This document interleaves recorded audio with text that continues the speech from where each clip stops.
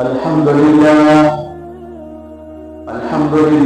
نحمده ونستعينه ونستغفره ونؤمن به ونتوكل عليه ونعوذ بالله من شرور أنفسنا ومن سيئات أعمالنا من يهده الله فلا مضل له ومن يضلل فلا هادي له ونشهد أن لا إله إلا الله وحده لا شريك له ونشهد أن سيدنا وسندنا وحبيبنا وشفيعنا ومولانا محمدا عبده ورسوله أما بعد فأعوذ بالله من الشيطان الرجيم بسم الله الرحمن الرحيم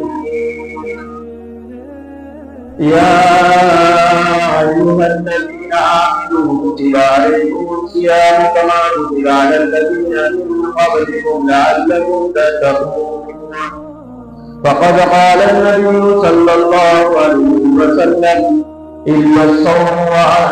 إلا الصوم فإنه لي وأنا أجزي به أو كما قال عليه الصلاة والسلام. سبھی علی و محبت میں ضرور شریف وسلم. اللهم صل على محمد وعلى آل محمد كما صليت على إبراهيم وعلى آل إبراهيم إنك حميد مجيد. اللهم بارك على محمد وعلى آل محمد كما باركت على إبراهيم وعلى آل إبراهيم إنك حميد مجيد. اے اللہ، ایک تو نہیں میرا تو کوئی شے نہیں میری. اے اللہ، ایک تو نہیں میرا تو کوئی شے نہیں میری. جو تو میرا تو سب میرا، زمین میری فلک میرا.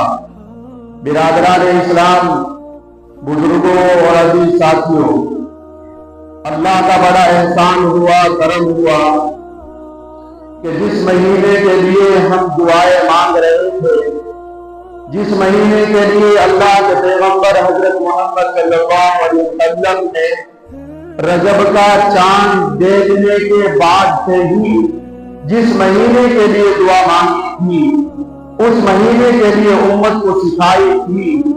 الحمدللہ ہم بھی رجب سے اب تک اس دعا میں مانگ رہے تھے کہ اللہم بارک لنا فی رجب و شعبان و بلغنا رمضان. یوں دعا کر رہے تھے ہم اللہ سے، اے اللہ ہمیں رجب اور شعبان میں برکت عطا فرما اور ہمیں رمضان تک پہنچا. اللہ کے کرم اور فضل سے ہم رمضان میں آ گئے ہیں. رمضان المبارک کا دوسرا روزہ جمعۃ المبارک آج دن ہے. اللہ تبارک و تعالی ہمارے روزوں کو قبول فرمائے.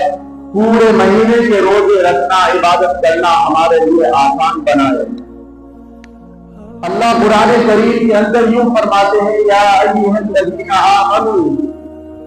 یہ جو آمنو کا جہاں ایمان والوں کا جو ذکر ہے، اللہ پیار میں، محبت میں، اپنے لاڈ میں اللہ اپنے بندوں کو خطاب فرماتے ہیں.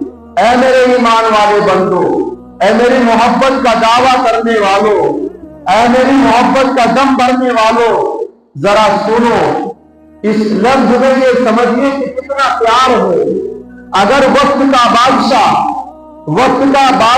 کسی جھاڑو لگانے والے کو روک کر یہ کہے اے جھاڑو لگانے والے ذرا ایک میری بات سن کر جا، تو وہ جھاڑو لگانے والا اپنی عزت سمجھتا ہے کہ یہ وقت کا بادشاہ سواری پر جا رہا ہے اور سواری کو روک کر مجھے جھاڑو لگاتے ہوئے دیکھ کر میرے سے بات کرتا ہے.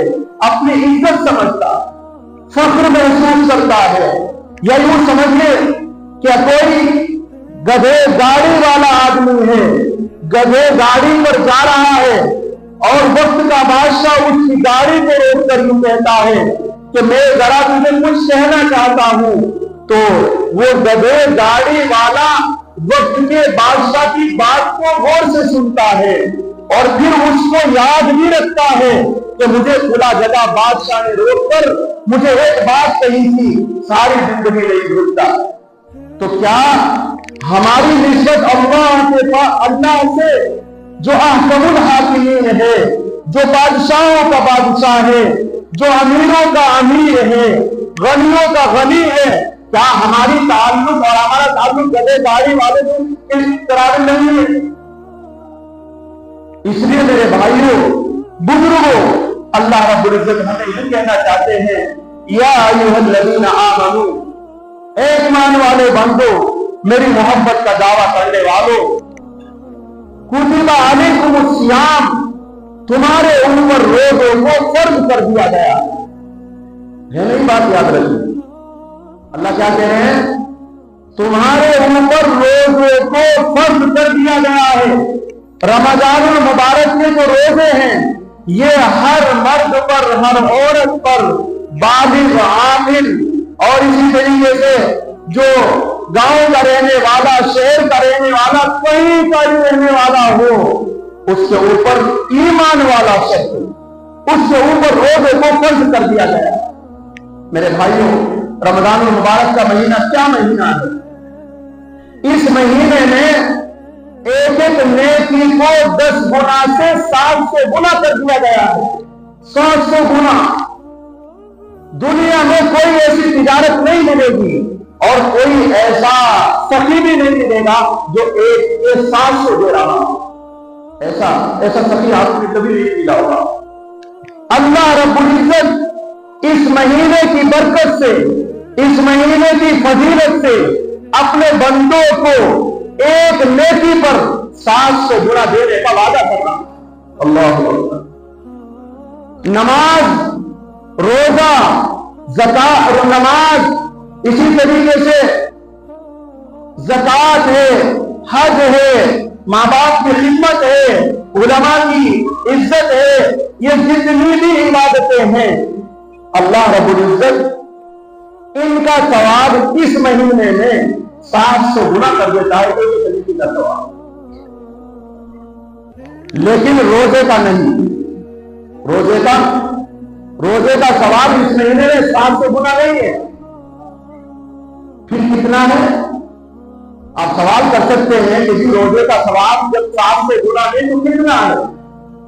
حدیث میں کہتی ہے اِلَّا الصَّوْمُ فَإِنَّهُ لِي، اللہ یوں کہتے ہیں، حدیث میں آیا کہ روزہ میرے لیے ہے، روزہ میرے لیے۔ اللہ اکبر۔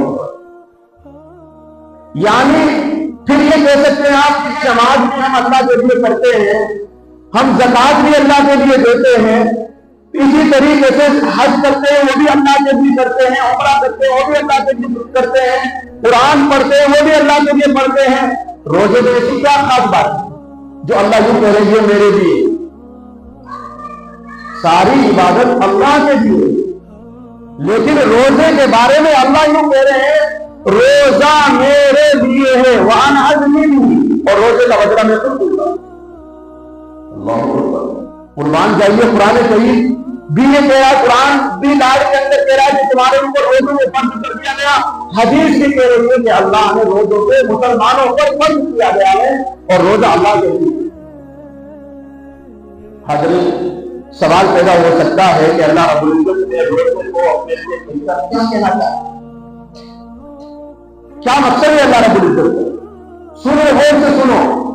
اللہ رب العزت دیکھیے، علماء کرام نے، محدثین نظام نے حدیث کے کئی مطلب بیان کیے ہیں، جن میں سے ایک مطلب یہ ہے کہ اللہ اس لیے کہہ رہے ہیں کہ روزے میں ریاکاری نہیں ہے، دکھلاوا نہیں ہے۔ روزے نماز کے اندر دکھلاوا ہے، ہو سکتا ہے، اسی طریقے سے زکات کے اندر دکھلاوا ہو سکتا ہے، حج کے اندر دکھلاوا ہو سکتا ہے، یعنی جب آدمی نماز پڑھے گا تو کوئی نہ کوئی دیکھے گا، جب آدمی زکات دے گا تو کوئی نہ کسی نے کسی کو پتا چلے گا، جب حج کرنے جائے گا تو سب کو پتا چلے گا، قرآن پڑھے گا تو پتا لگے گا، سبحان اللہ کہے گا تو پتا چلے گا۔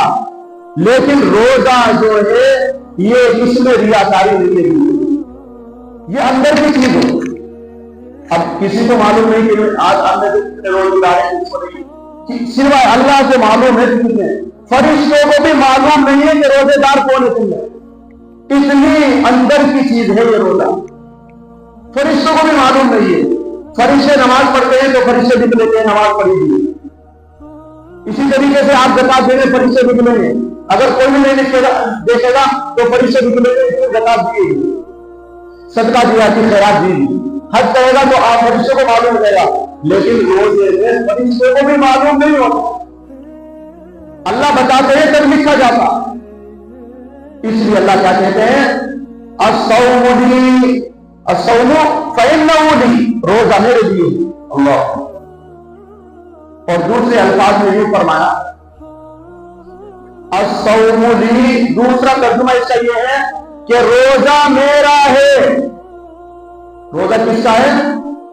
میرا ہے۔ اللہ کہہ رہے ہیں دنیا میں اگر آپ کو کوئی خوشی ملی ہو اور کوئی یوں کہہ دے آپ کو آ کر کے یہ بے خوشی آپ کی نہیں میری ہے، تو آپ باغ باغ ہو جائے گا، یوں کہہ رہا ہے کہ خوشی آپ کی نہیں ہے میری خوشی ہے، یعنی آپ کی خوشی میری خوشی۔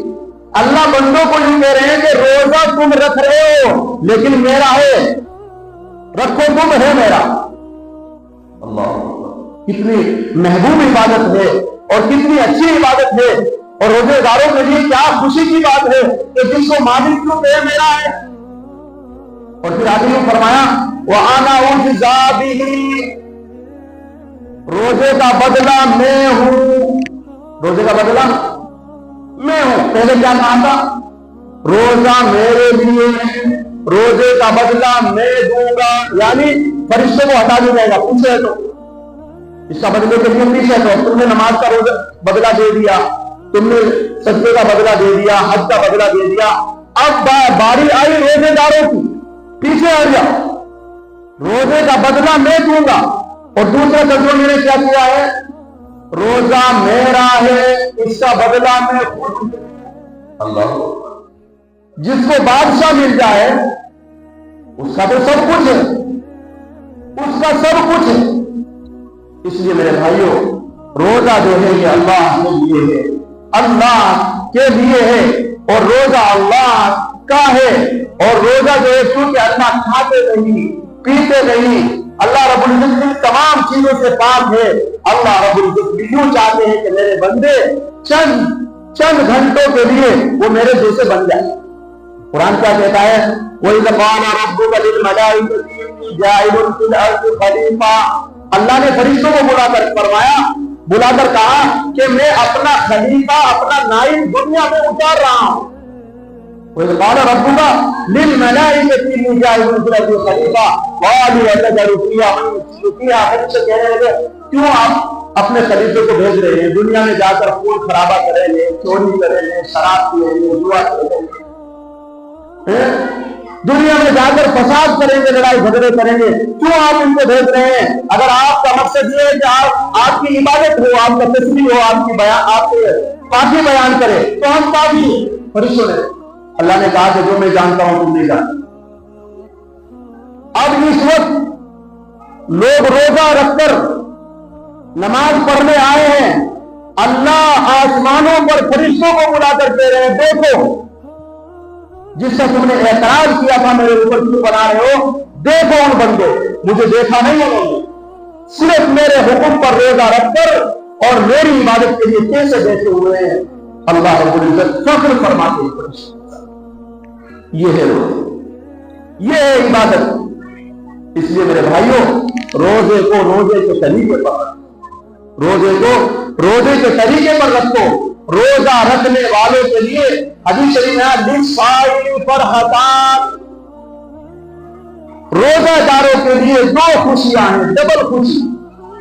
ایک خوشی کون سی؟